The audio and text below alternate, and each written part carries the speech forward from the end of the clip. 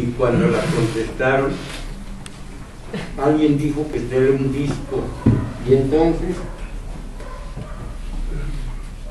comencé a repartir estos discos, pero mediante una pregunta. Y los discos para ahora son Händel, von Weber, Soler, el padre Antonio Soler, Locatelli, Vieuxtemps, que no sé quién es Vieuxtemps. Ya me empecé a oír. ¿Qué? ¿Virgen qué? Pues no sé. ¿Él es el que toca? No, Vietnams. ¿Vietnams? Vietnams. No lo Es un conozco. concierto de 2004 muy bonito. No, este no es para... ¿Sí? Bueno, pues tenemos 7 cortesía de Abraham. ¿Qué películas? Ya tengo la película para dentro de 8 días, gracias. Película de primera. ¿Vieuxtemps? ¿Vietnams? Sí. Pues ya le empecé a oír. Tiene que hacer Vietnams. Suena bonito. Y Viotti. Empecé apenas a oírlo porque no lo conocía y así empecé a oírlo y lo cambiaba.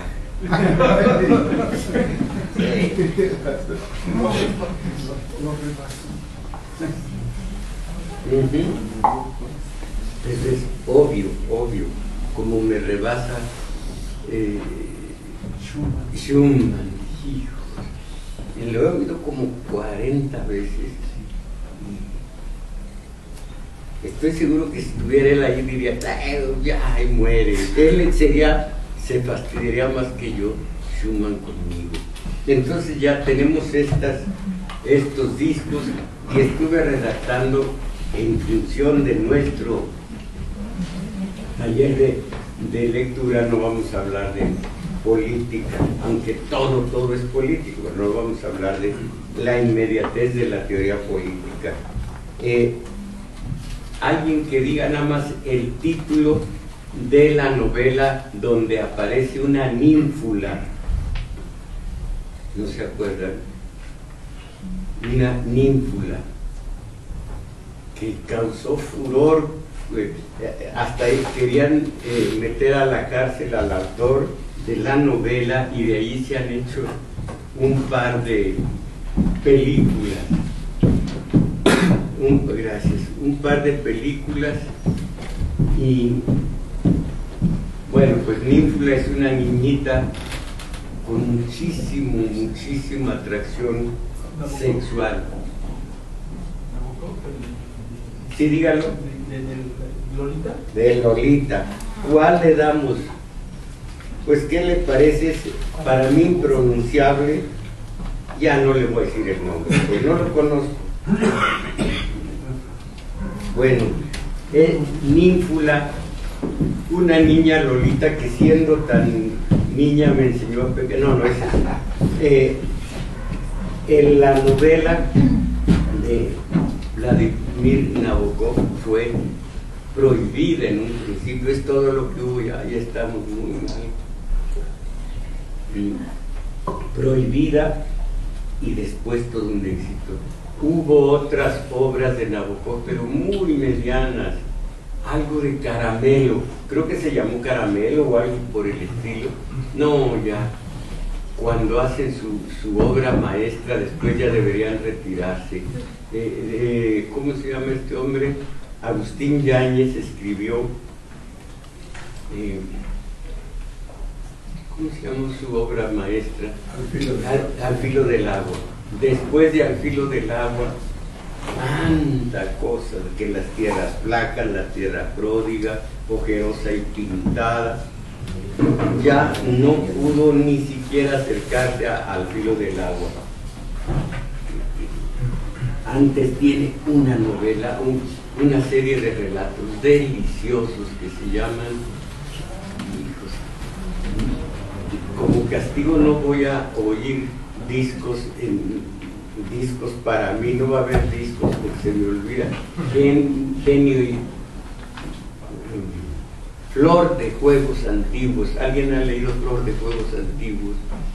Bellísima, de Yáñez, el que es tan seco y que todavía usa algo anacrónico, el coro griego en sus novelas. A mí no me gusta como novelista que 2 o 3 mujeres en el lavadero dicen: ¿te fijas en esta muchacha que bien se viste ahora? No, sí, pues ya el valedor cosas así.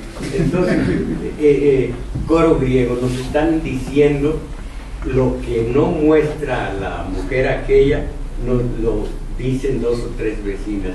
No me gusta Agustín Yáñez, pero en Flor de Juegos Antiguos, allí sí, son exactamente los juegos antiguos cuando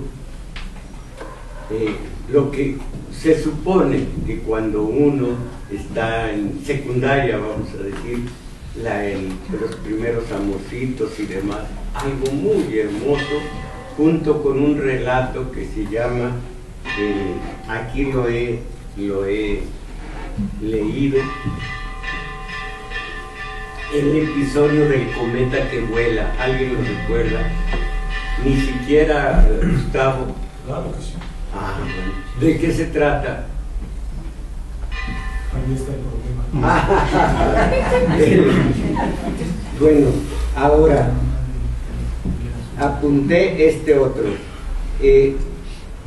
Midas fue un juez que atestiguó la calidad de Apolo como músico y la calidad de Marcias. ¿No se acuerdan quién de los dos ganó entre Apolo y Marcias? ¿Quién se acuerda? Nadie.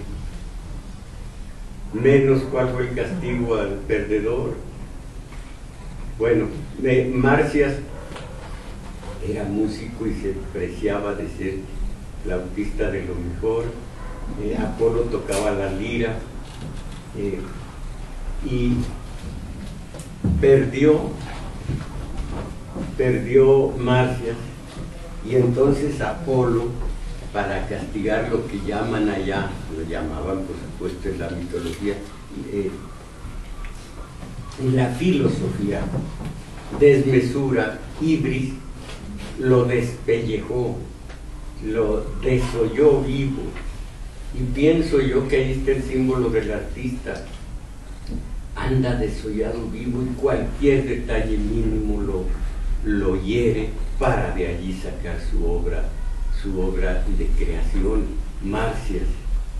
Pero se puso a decir el tonto de Midas. Pues para mí que el ganador fue Marcias. Voto por voto, pero ya ahí muere, dice, nada de voto por voto, y por sonso le puso las orejas de burro, y él, para ocultarlas, se puso un gorro de una forma especial, como era el rey de Frigia.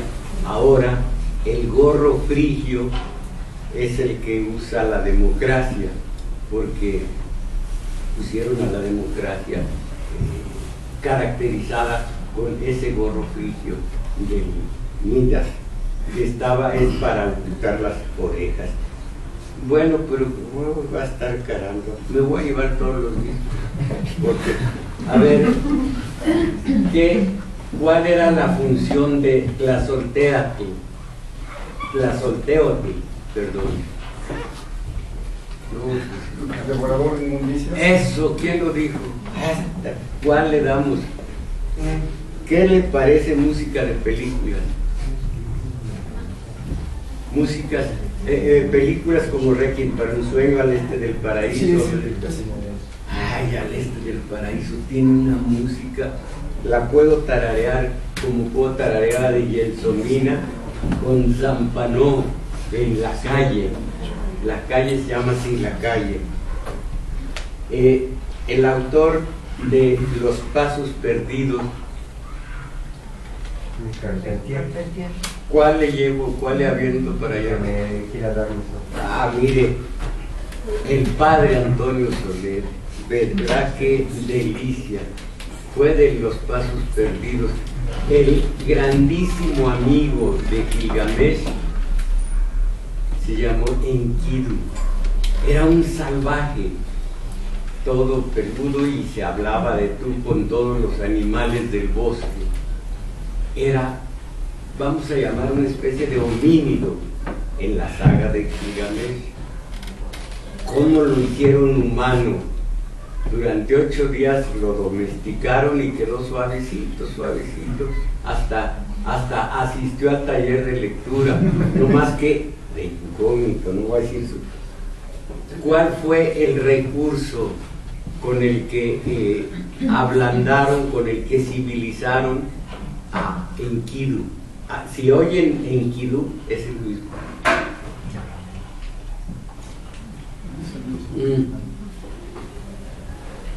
Levantó la mano, nomás se peinó.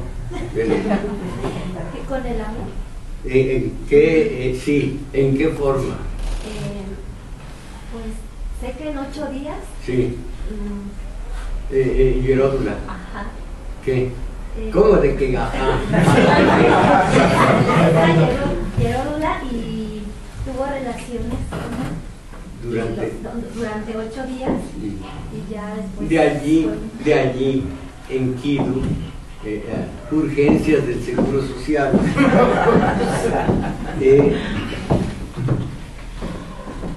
¿Qué le parece Händel con la belleza? No, Salomón es un verbo. Sí, Enkidu es una prostituta, pero religiosa, sagrada, del culto sagrado, y se acercó a Enkidu y lo fue amansando durante 8 días después, habiendo sido el enemigo feroz de Gilgamesh, porque los dioses lo mandaron para que destruyera a Gilgamesh. Pelearon, pero como ya era humano, le ganó en la contienda, pero ya nada de muerte ni nada, y se hicieron amigos, enormemente amigos. Él, la Hieródula, y que ya era otra, porque el hombre era variado, y Gilgamesh, para su amigo fue que intentó encontrar la fuente de la vida para revivirlo. Entonces,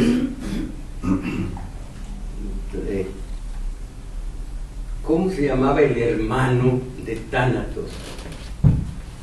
Está difícil. Sí. ¿Eros? No. Eros es todo lo contrario de Tánatos. Es un proceso dialéctico. No hay Eros sin Tánatos, no hay Tánatos sin Eros. Pero Tánatos tenía un hermanito que fingía la muerte, como él no tenía el poderío de Tánatos de matar, fingía, se hacía la ilusión de que mataba a la gente. Pues ya está claro, mataba a la gente. ¿Cronos? ¿Cronos? No, lejísimo. Es Ipsos, es el sueño, es Ipsos que producía el sueño y se hacía la ilusión, quería emular a su hermano mayor, que es Tánatos, que mata.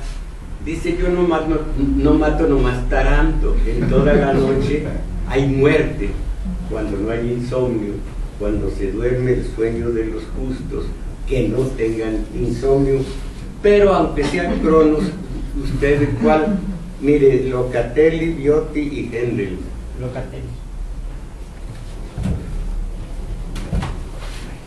Un par de más, ¿qué será? El padre de Héctor en la Ilíada.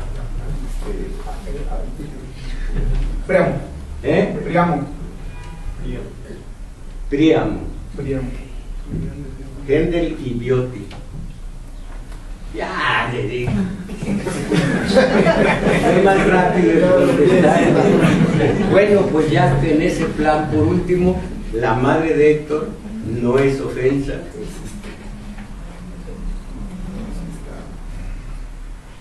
Bueno, entonces en lugar, se llama Écuba. En lugar de eso, el agua del olvido en la mitología. Un lago se bebe una cantidad de líquido y olvida uno todo. El río en el inframundo, el río que produjeron las lágrimas de todos los perversos. ¿Vestigio? ¿No? ¿Eh? ¿El vestigio? Pues Estigia, pero pues mire, ahí le va el otro que Estigia, pero es algo, miren, así es mucho más justo que con el huicolito. Ya ves, es chihuitito. Y ahora voy a variar un poquito el orden de los factores y terminamos no con un poema, sino con el relato. Y el principio de todo es esta maravillosa alegoría que vemos en una película, no sé cómo se llama, de Bergman, en donde el hombre, el guerrero, el individuo, juega siempre una partida de ajedrez con la muerte. Diga. El séptimo sello. El séptimo sello. Juega una partida, como les digo, con la muerte. Voy a traer esto caprichosamente para decir cómo todos estamos jugando una partida de ajedrez con la muerte. Esa partida dura lo que dura la vida. Y hay ataques, contraataques, gambitos. ¿Saben lo que es gambitos? Una especie de engaños, tratar de mostrarse débil cuando se sabe que se va a comer a la reina, que es la mera. En fin, hay una serie de movimientos en el tablero con la muerte por una parte y con el individuo en la otra, y allí eso es cierto. Yo fui ajedrecista novato y me retiré porque empezaba yo ya a clavarme mucho en esa maravilla de maravillas que es el ajedrez. Allí se refleja la forma de ser del individuo, exactamente como en la vida. En el ajedrez hay movimientos audaces, todo según se proyecta la personalidad del individuo. Jugadas audaces, jugadas tímidas, jugadas decisivas, definitivas, sin duda ninguna, y otras en donde todo está titubeante. Todo esto muestra el temple por una parte o la debilidad de carácter por otro. Se está jugando con la muerte y la muerte le está dando a uno jaque. Uno se quita el jaque y sigue dando jaque hasta que viene el jaque mate, y entonces ya no hay nada que hacer más que doblegar su rey. Es bellísimo el juego, pero es exactamente la vida. Cada jugada de la muerte, pues pongamos una enfermedad, un problema cualquiera, un problema económico, una enfermedad, un problema con la compañera, un amago de divorcio, el hijo que a lo mejor ya probó las drogas y ya supimos que las probó, la hija que está levemente embarazada. Todo esto son jugadas de ajedrez con la muerte que uno salva como puede, pero que sabe uno que más allá no va uno a llegar. Aquí está el principio de la vida, aquí está el principio de la muerte, y la vida dura lo que dura el juego de ajedrez. Entonces hay algunos tan débiles que se fugan en el sentido de meter la cabeza no en cualquier hoyo, sino en el hoyo de la botella, y allí muchas veces quedan para siempre fuera de la realidad, como dice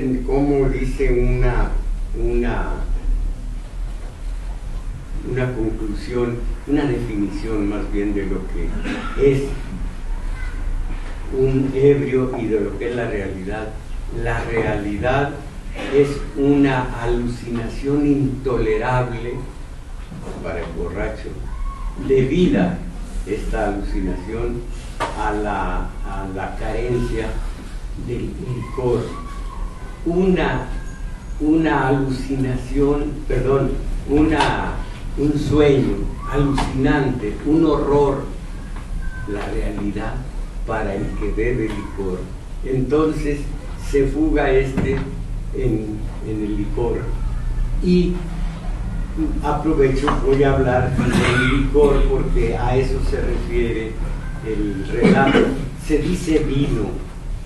El vino, también se llama, el título es El vino, y habla del vino, y hablan del vino todos, pero no se percatan de que el vino es generoso, el vino es el de mesa, el vino es el que acompaña carne roja o pescado según, y sin embargo le dicen vino al licor. Entonces vamos a hablar del licor, aunque al leer diga yo que dice el vino. Es en la mitología mexica, en la mitología de nuestra raíz indígena, es contradictorio el vino, porque era el octli, o sea, el pulque, el octli, porque se supone que solamente lo podían tomar gente que allá había llegado a los 52 años. En aquel mundo 52 años ya era estar oliendo a sepulcro. Entonces, solamente ellos. Y sin embargo, en otra clase de mitología, en otra versión de la mitología,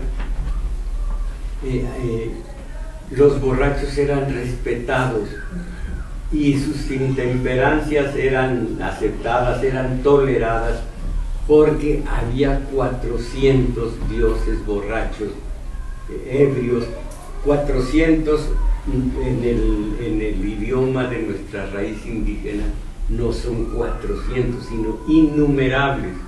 Las estrellas del cielo son 400, o sea, innumerables. Estos ebrios de dioses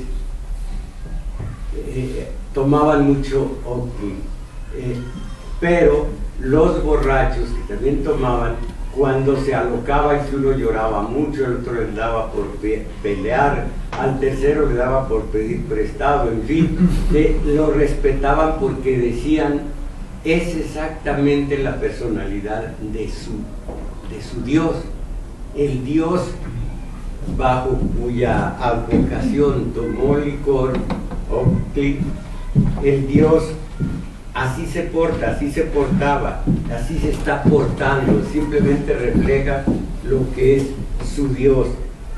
Y como les digo, es en la mitología,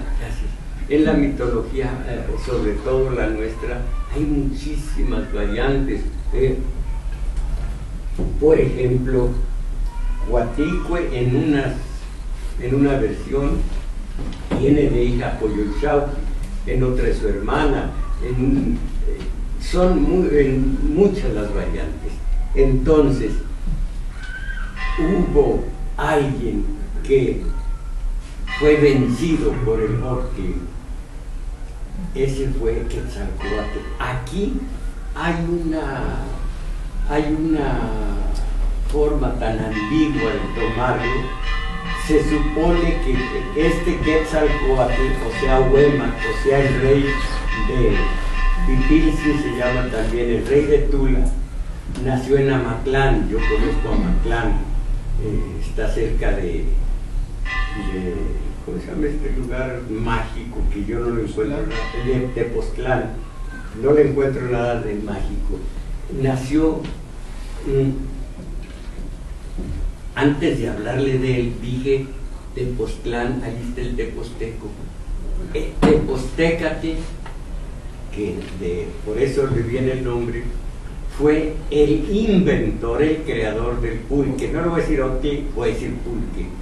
Pero dice la leyenda que hubo un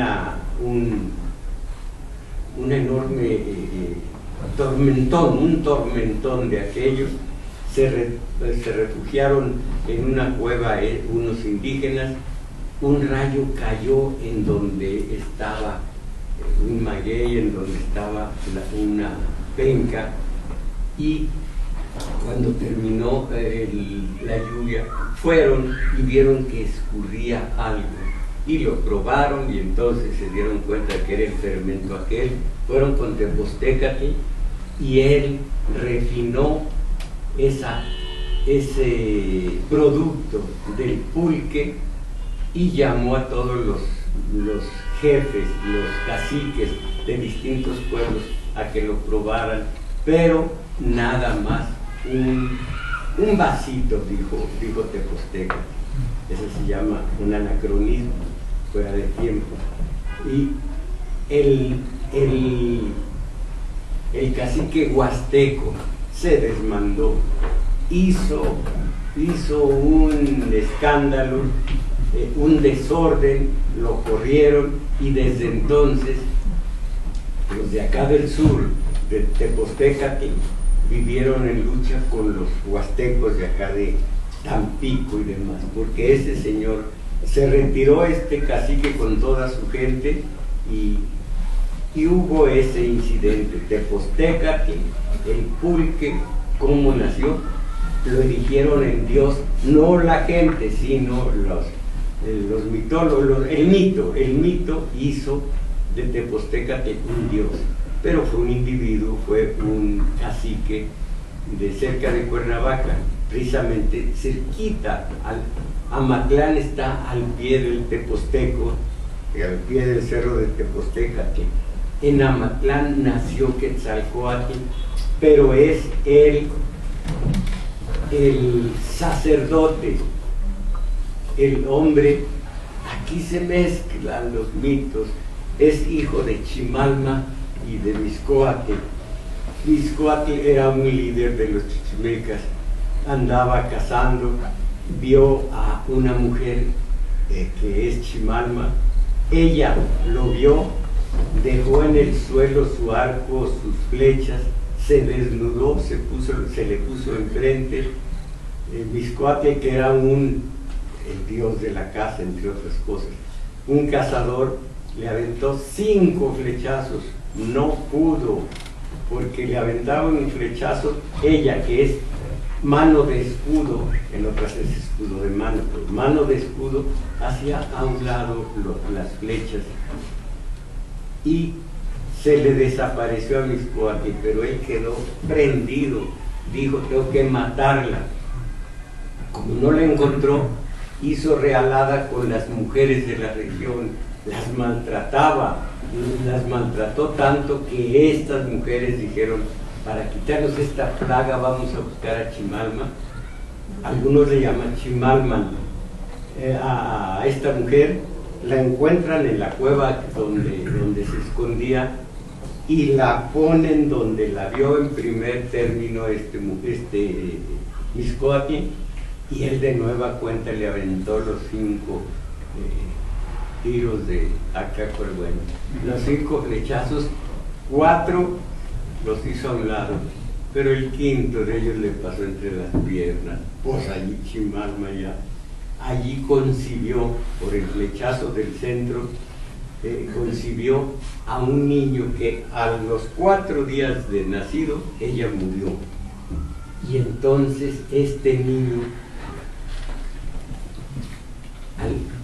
al estar apenas en la pubertad, le matan a Mixcoatl, un primo de Mixcoatl, un cacique de ¿cómo se llama el pueblo que está en el mero oriente de aquí, el cerro Culhuacán, ando mal hoy, Culhuacán. El señor de Culhuacán fue el matón. Creció por el Quetzalcóatl humano, mató en venganza al señor de Culhuacán, y no le gustó vivir allí, se fue a Tula, y allí entra ya el mito. Era un dios muy bueno que hizo unas construcciones, 4 distintos palacios con distinto material y con fines diversos. Y rigió Tula con muchísima justicia. Allí es Huemac, allí es Pipiltzin, pero es Quetzalcóatl. Curioso, allí es el mito, pero es la historia. Los súbditos allí en Tula eran toltecas por una parte y nonohualcas por otro. Ahora es Nonoalco, los nonohualcas. Los toltecas eran súbditos directos de Quetzalcóatl y estaban contra el derramamiento de sangre y contra los sacrificios humanos en general. Eran gente muy buena, estaban de acuerdo con la ley, la practicaban y demás, pero los nonohualcas eran súbditos de Tezcatlipoca. Esos estaban por la guerra y por los sacrificios humanos. Dentro del propio reino de Quetzalcóatl había esa pugna, y entonces esa pugna fue la que se resolvió de modo tal que destruyeron a Quetzalcóatl. Si dicen ustedes, pues era un humano, así es el mito. Quetzalcóatl, Tezcatlipoca directamente, ya no digamos los nonohualcas. Tezcatlipoca se disfrazó de viejo y le puso enfrente un espejo a Quetzalcóatl, y se vio anciano, decrépito Quetzalcóatl. Se espantó, y el brujo, el hechicero, le dijo: hay una bebida que te rejuvenece, y le acercó el pulque. Empieza a beberlo, se llena, el licor nos da de lo que carecemos. Si uno le falta belleza, el licor se lo da; riqueza, se lo da el licor; si está uno en la soledad, le da uno a la... En fin, ya saben, la compañera. Y entonces se puso eufórico, bailó, cantó y mandó traer a su hermana, que era sacerdotisa precisamente de los nonohualcas, y en el cerro de Nonohualco estaba haciendo penitencia. La mandó traer, se llamaba Quetzalpétatl, pudiéramos llamar petate de bello, petate hermoso, Quetzalpétatl, y le dio licor, yació con ella, hubo incesto. Y otro día, cuando se da cuenta del horror, aquí ya es el mito, caminó, llegó al sureste y fue a Cuculcán. Se sacrificó primero, hizo una balsa de serpientes, se quemó, se fue más al oriente, y ahora es la estrella de la mañana, la estrella de la tarde, lo que llaman los salvajes Venus. Bueno, entonces allí se ve cómo fue vencido Quetzalcóatl por medio del licor por su enemigo, y mucho más poderoso, el más poderoso de todos y el más perverso era Tezcatlipoca. Es el del signo del norte, y el signo del poniente es Quetzalcóatl.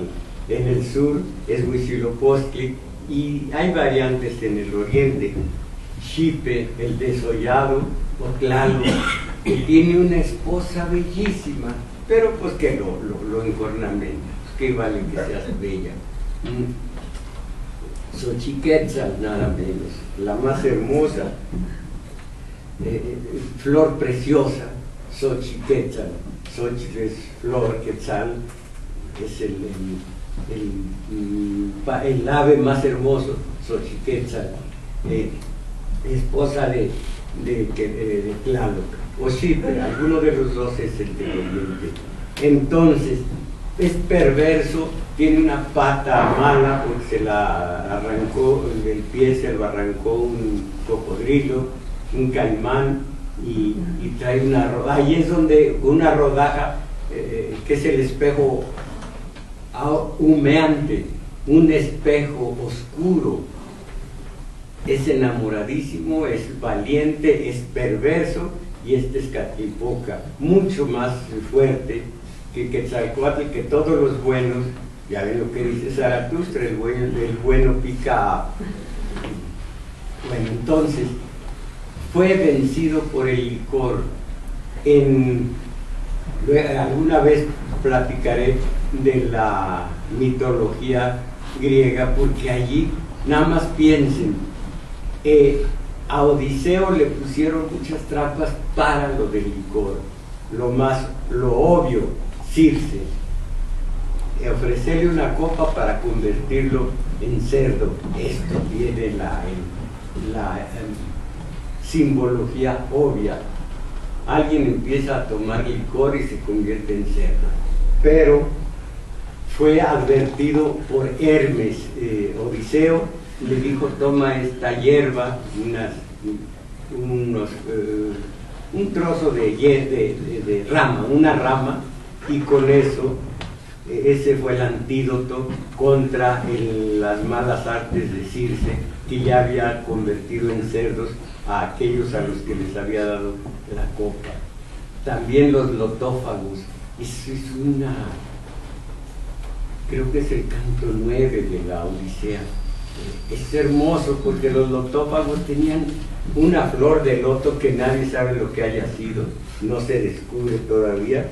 Flor de loto, tenía sabor de miel. Lo tomaban los lotófagos y no sabían nada de nada, vivían como Adán antes de comer el fruto del árbol del conocimiento. Buenos eran los lotófagos, sonrientes, eran unos niños, no tenían historia, no tenían recuerdos, por supuesto, no tenían maldad, eran simplemente unas personas, digo yo, como niños.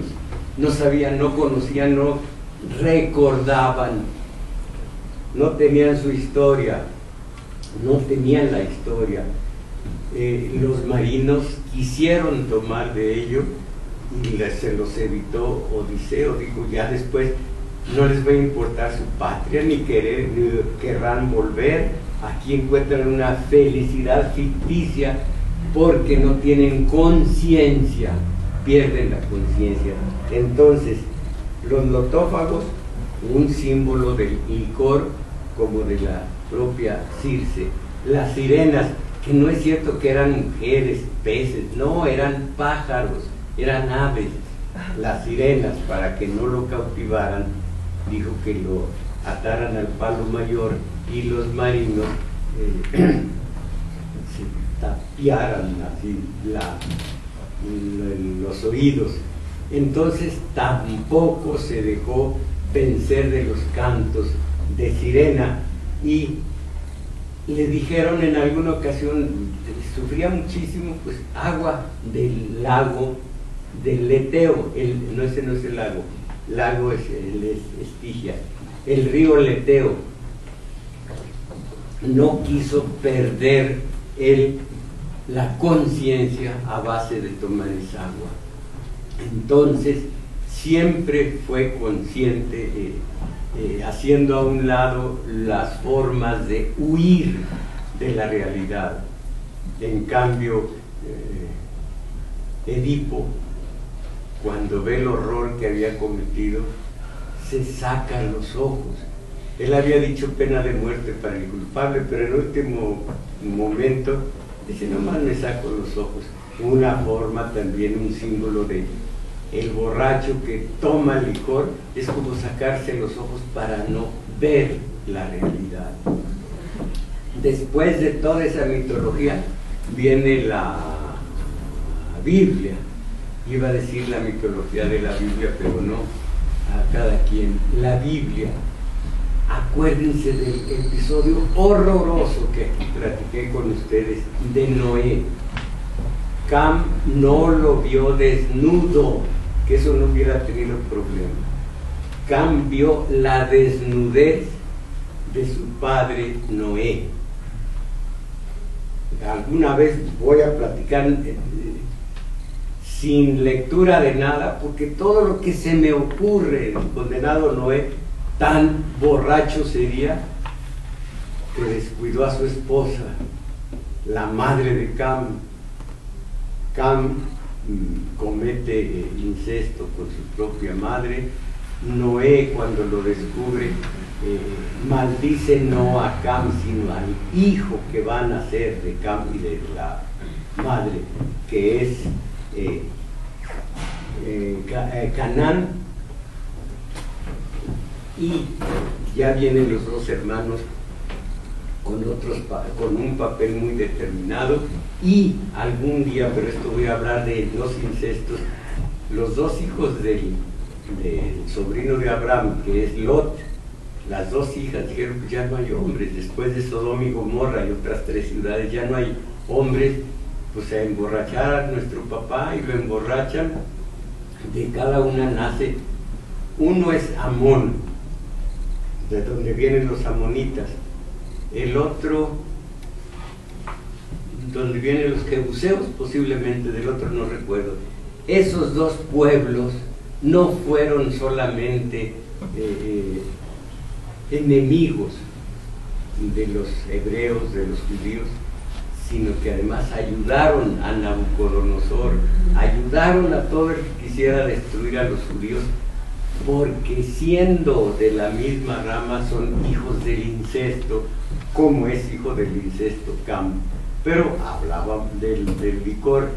Noé, por ebrio, tuvo lo que merecía, que su hijo viera la desnudez del propio Noé. Y si ustedes ven la Biblia, en diversos libros de la Biblia, porque Biblia es plural, Biblia es libros, el plural, muchas veces dice Dios: no verás la desnudez de fulano, porque su esposa es sagrada. Bueno, no sagrada, es prohibida para ti, sobre todo ¿cuándo están esos cartones? Entonces, pero muchas citas: no vean la desnudez de tu hermano, porque su mujer es prohibida para ti. Bueno, no es gratuito, es exactamente que cometió incesto con la mamá Cam, por la ebriedad de Noé. Ya en la mitología, en las novelas modernas, tenemos a Oscar. No quiso crecer de sus 8 o 9 años para no ver la destrucción de Berlín y de toda su Alemania. Es un símbolo. El mundo feliz, con una copa de soma a distintas horas del día, todos felices. El soma, ¿cuál otro bebida que llevara a la fuga? No me acuerdo en este momento. Y luego, ya en la vida real, en un tiempo determinado, donde muchos quedaron y no se repusieron y ya están muertos, María Sabina con la carne de Dios, que a tantos de mi generación los destruyó, el peyote. Entonces, esto es el licor, y traigo dos poemas, unos versos chabacanos a favor del licor, y un verborreico, Neruda, que he dejado de creer en lo absoluto leyendo bien su poesía, pero es tan sobrevalorado como aquí en México, Rosario Castellanos. Imagínense, es un poema, son unos versos como de 6 cuartillas. Yo traje nada más uno y voy a leer un par de cuartetas. Es hija de la ignorancia el pretender seriamente que no beba más la gente abstemia o gente rancia. Es mejor ser temperante que una tina de aguardiente. Yo les digo francamente que no alcanzo a comprender que llegaremos a hacer sin este vicio inocente. Y así sigue, y al final: entre tanto, con valor acerquemos a la boca, ancha y suave y limpia copa de este olímpico licor, y que un hurra atronador brote el alma con violencia y predique la existencia donde quiera que lo ha habido, del anís, porque él ha sido el rayo de la existencia. Versos juguetones nada más. Si lo dijo con ironía está bien, si lo dijo en serio ya ni la muela. El otro, ya me voy a abstener de traerles Neruda, yo me rindo. Este es el principio de un poema de Neruda, Al licor. Me gusta el canto ronco de los hombres del vino, y el ruido de mojadas monedas en la mesa, y el olor de zapatos y de uvas y de vómitos verdes. Me gusta el canto ciego de los hombres y ese sonido de sal que golpea las paredes del alba moribunda. Hablo de cosas que existen, hablo de la saliva derramada en los muros, hablo de lentas medias de ramera, hablo del coro de los hombres del vino golpeando el ataúd con un hueso de pájaro. Y allí sigue. Pero ojalá que no vaya a ser muy tarde cuando salgamos y que no me vayan a echar la culpa. Aquí está el relato que me parece de primera y se llama El vino. Acuérdense que le dicen vino al licor. Es una relación, una crónica de lo que va percibiendo el hombre en el ambiente del licor con los amigos. Es más, voy a decir vino para que nos entendamos el autor y yo. El vino, ay hijos, pues si todavía no oscurece, hay mucha luz. Se llama El vino y es de un autor portugués.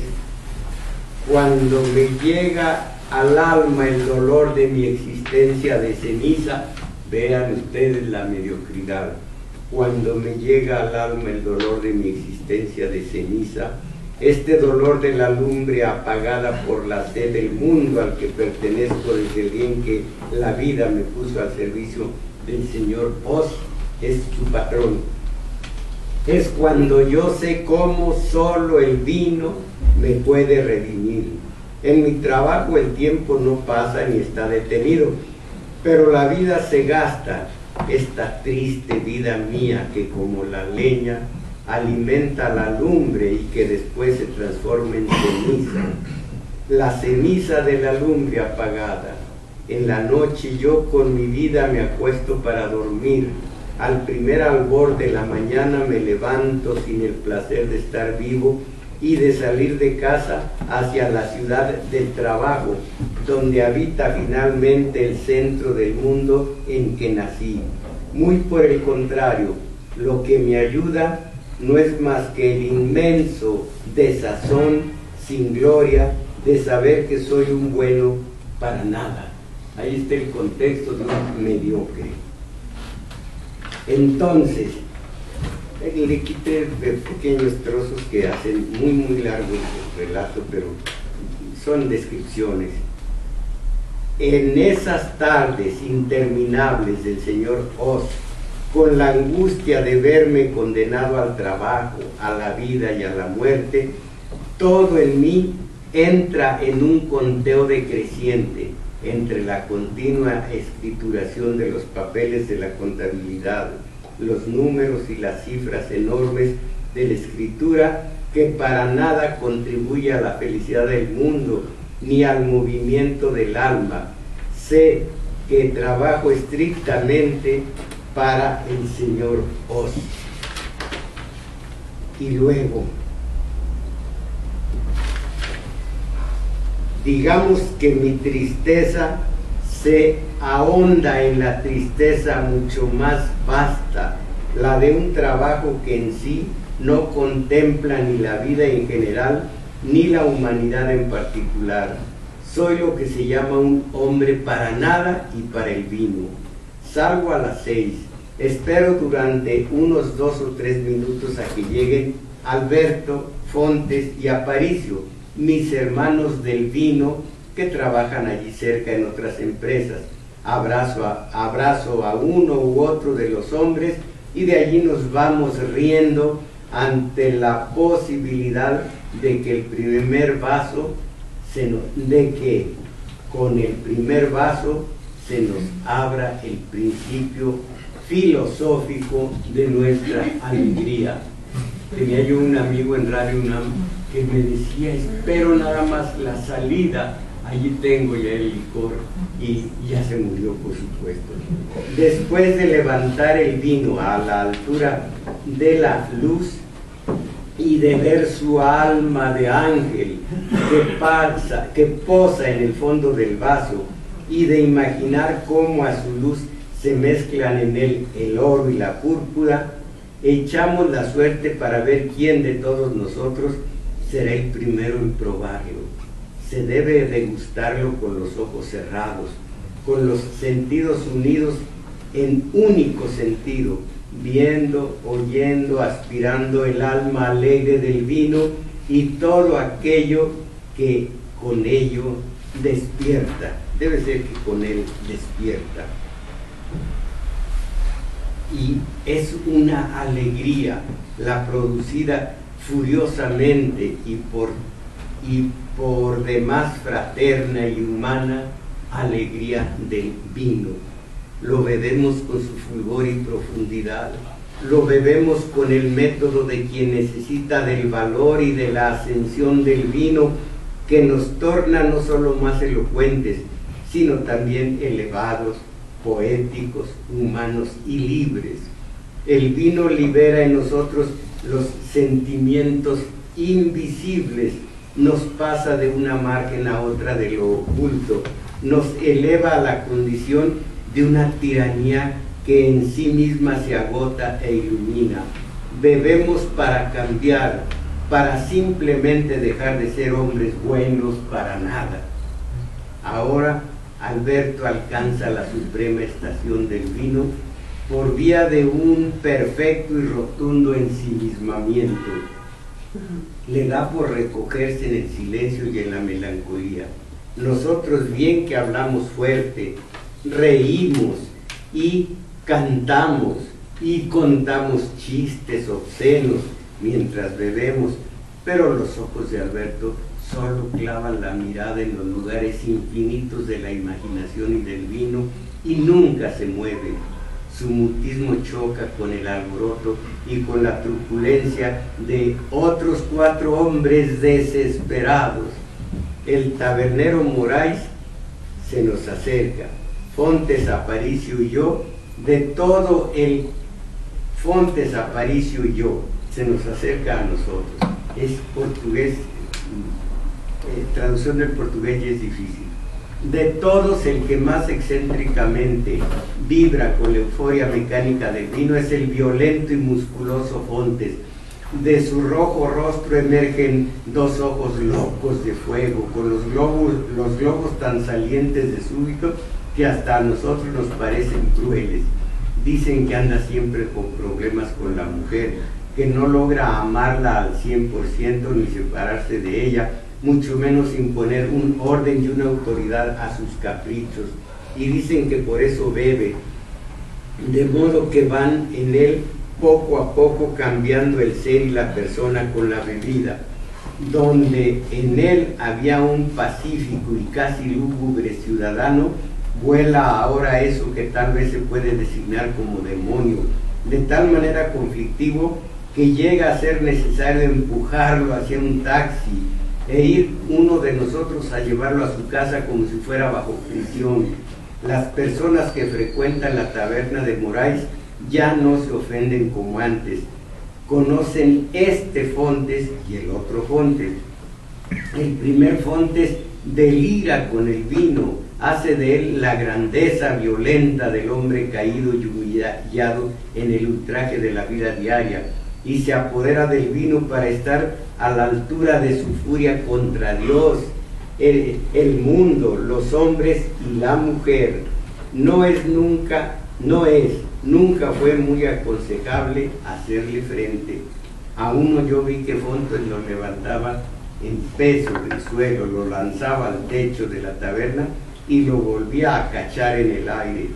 A otro lo vi volar como un muñeco arrojado a través de la puerta hacia en medio del tránsito y romper vasos y jarros grandes, teniendo como blanco el tonel del tinto, y soltar una patada tan terrible que la barra quedó rajada de arriba abajo.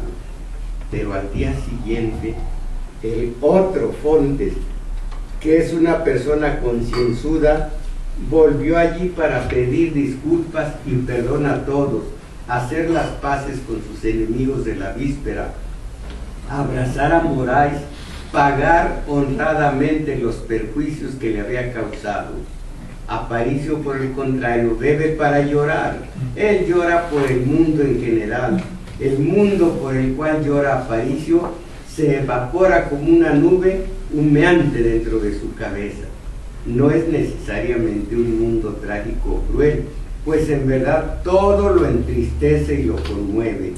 Le basta el titular de un periódico, una buena frase dicha por alguien al azar, un niño que atraviesa la calle de la mano de su madre o de su abuela, un suspiro, el desahogo más sentimental del tabernero Moraes.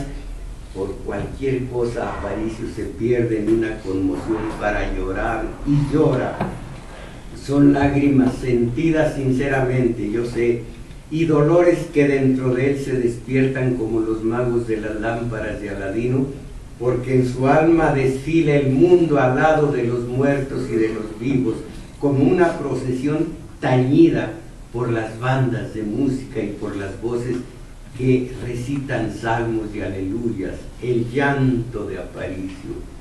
Yo soy tal vez el más sobrio de todos, de otro modo cómo pudiera estar contando la siempre breve y tan deprimida historia del vino. Bebo el vino hasta el límite de mi propio deseo. Él alegra y aviva y expone los estados heridos de mi alma. Él gira y corre por mi sangre como la máquina de los sueños que se mueven ocultos en el conocimiento de mí mismo.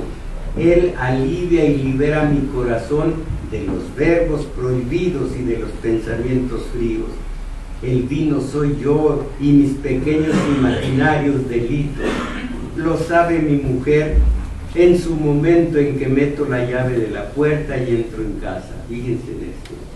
Nunca me vio tan valiente ni me oyó decir grandes disparates, pero le basta posar sus ojos en mis ojos y los labios en mis labios. Nadie como ella conoce la razón del ser del vino en mi aliento y en mi mirar, y nadie como ella sabe que la tragedia de cientos de hombres consiste precisamente en nunca haber estado a la altura de ninguna tragedia. Nadie como mi mujer comprende cómo es importante para mí cambiar de vez en cuando mi mundo, soltar el pájaro que en mí dejó de cantar, abrirme en quilla, rasgar la vela de mi barco y elevar al viento del mar imposible los deseos del alma.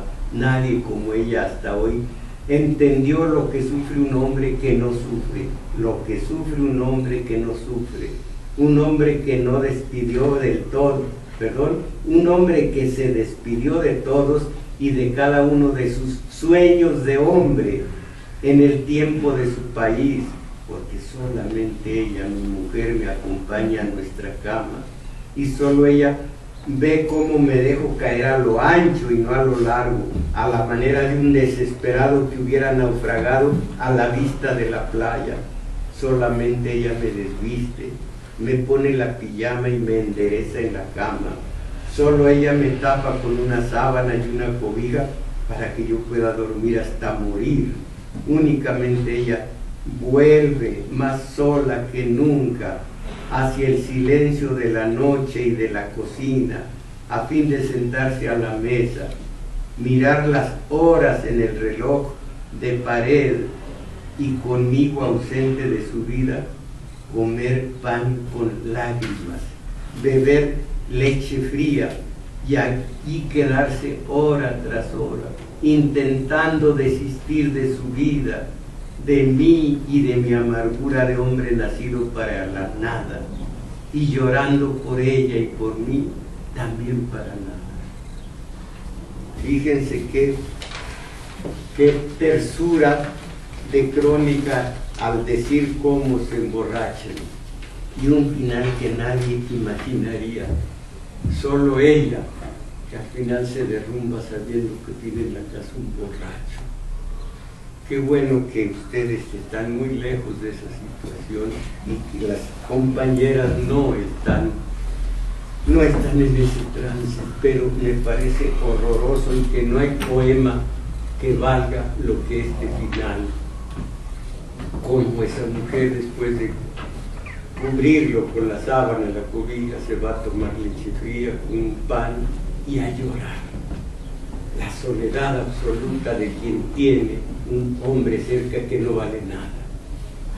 Pues alguna vez hablaremos más del licor, porque ustedes que no conocen realmente el licor deben estar al tanto de lo horroroso que significa beber esta pócima de Circe, que cuando termina de beber el individuo le hace una seña y le dice: vuélvete puerco, y se vuelve. Bueno, pues vámonos a comer. Gracias.